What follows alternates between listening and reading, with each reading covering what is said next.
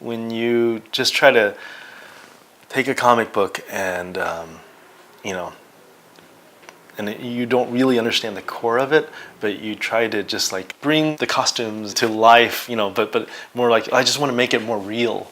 That's not going to do you any favors in terms of making, you know, something more believable. Because the whole thing is that when people are reading comics, you know, especially with kids and stuff, it's like they're visualizing it.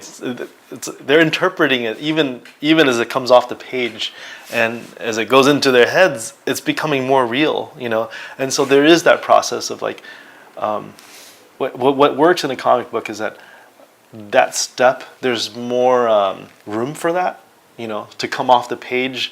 And everything's still stylized, and you know it's not exactly like that, and it represents it.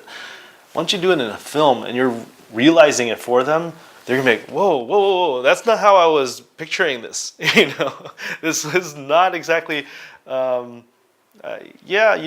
that was the simple way of doing those costumes and simple way of doing those characters. I just figured that was the easiest way to draw it, you know, but.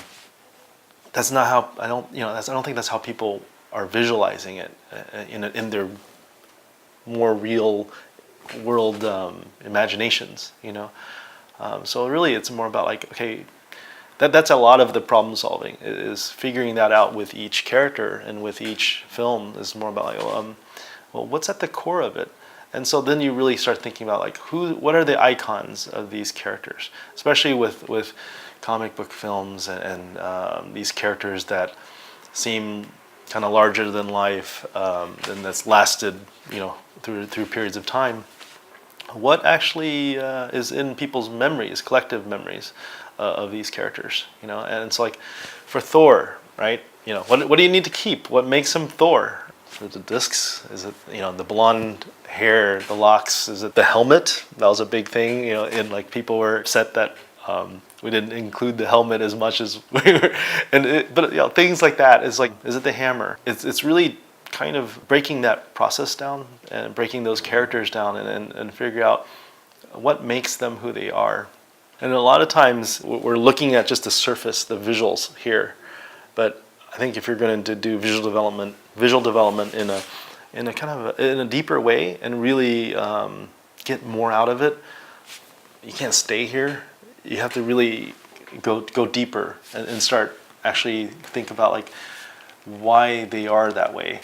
Without going there, it's really difficult to do that well, you know, because then people don't believe it in many ways. It starts to feel like it can still work. A movie will still work even if you don't go that step. I just think that if you do dive deeper and you go to the core of who these characters are, there's going to be a fabric of that people will just connect to on a deeper level. And that part's hard to really just pinpoint exactly, but that just takes a lot more, you know, thought process into it.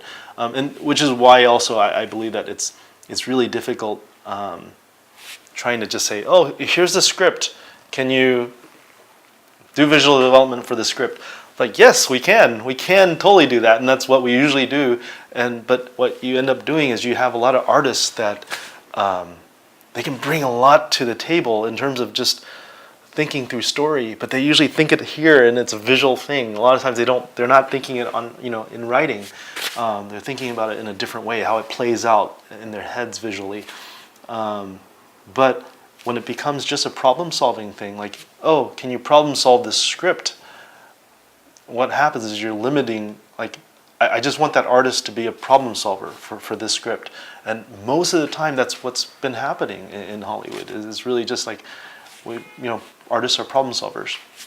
And so when you can get them in at the beginning, get them involved with the storytelling at an early stage, and you're having art, story, but it becomes one thing. It's more about, it's story, but it's writing and visuals together forming it.